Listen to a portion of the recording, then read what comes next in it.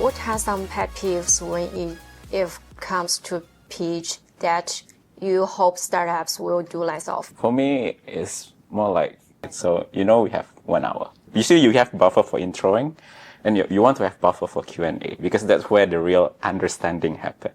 If you use up the entirety of 1 hour, or just throwing info. Q&A gets weaved into the pitch. It does, but sometimes there's no gap for us to push in. Right. Or you can really see that they are, sometimes when they use slides, it's like you see the full, it's like, okay, this is gonna be long, very long, and you just try to get them to the end, and we can have a proper question. 70 slides. Yeah, like, uh-oh. Oh no. That does happen. Yeah, or even when we ask questions taking too long to get to the point. So it's just agree with that. This is one chance that we have this time together. Let's make the best use of it and think ahead. I go in with a pretty open mind, but I would say one thing that maybe is a red flag to me rather than a pet peeve is when the founder gets a bit defensive or to take it personally, right? But over time, I myself have learned how to phrase questions a little bit more tactfully. So, I would qualify and say hey, you probably mentioned this before, or playing devil's advocate here, there are a ton of people doing this. How are you thinking about this, right? Mm-hmm. So I throw it back to them, and as less of a insulting combative way, maybe. But to me, founders should disagree and they should have a strong point of view, right? But absolutely. They shouldn't be like, hey, I'm going to war with you if you don't, if you touch my baby, And some people do have that side of them, I feel. And then that for me is like a red flag because I know, okay, it's going to be quite hard to change his mind when I probably need to influence certain decisions at, say key executive sort of decisions. Yeah, absolutely. Right? So that's what. It's a bit of I would say red flag rather than pet peeve for me. The biggest pet peeve is being too over salesy on the data, because I think data is like currency in life science investing, right? So sometimes founders will come to us and be like, hey, look at this piece of data. This is the most amazing data that you'll ever see. And then when we go back and look at some of the other papers, and the data is okay, good, but it's not amazing, right? So if you're trying to oversell pieces of data, that is a huge red flag in my mind.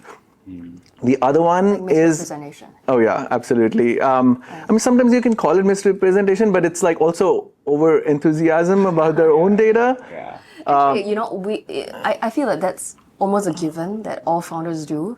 For me, it's a function of, okay, I will, depending on the founder, depending on my gut, I apply a discount. Yeah, it's discount differs, right? Right. If the person comes in like a salesperson, trying to sell something and being overly aggressive about it, obviously the discount is a lot higher. Right. But generally, I'm the guy's just trying, Just trying, yeah, for sure. I guess the other part is not knowing the budget of how much is it going to cost, right? So as we were talking about earlier, right? Trials cost a lot. Sometimes in millions of dollars per patient. And if you don't exactly know, what does that cost, and how much are you raising, and what does it exactly get you to, that gives the first impression of that you haven't really studied this this field at much. Not finished yet. Yeah, and so you need to go back to the drawing board, really understand. What is the value inflection point that you can get to with this round of financing, and exactly know how much are you going to raise and what will that get you to. So that's another thing that I feel that every founder should think about before reaching out to investors. I think you only mentioned, right, we need to just be ready when you go and go to investors and talk to them, because if you miss a chance, it's usually harder to come back and be like, hey, now I fixed something. Firstly, is the founder talks too much. Yeah, he will not listen to the question. And, he wants to show that his technology is so good. You should listen to me. Yeah, I don't think it's a good way. Yes, absolutely. yeah, and another one is that some founders, they tell me that the target market is so big. Yeah, for example, the semiconductor is so big market, right? But his technology, all his products is just very small, very very small. So he will he just tell that his market is so big, but he didn't know that the small is how small.